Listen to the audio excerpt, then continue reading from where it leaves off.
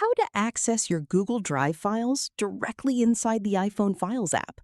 In this quick tutorial, I'll show you how to connect it step by step. First, make sure you have the Google Drive app installed from the App Store. Open the Google Drive app and sign in with your Google account. Now open the Files app on your iPhone. Tap Browse at the bottom of the screen. In the top right corner, tap the three-dot menu. Then select Edit.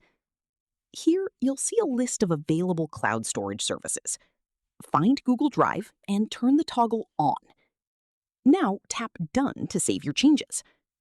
Once enabled, go back to the Browse section, and you'll see Google Drive appear as a location inside the Files app. Tap it to access your documents, photos, and downloads directly from Google Drive without switching apps. On my device, it may already appear if unsigned in, but if not, just follow the same steps. And that's how you connect Google Drive to the Files app on iPhone.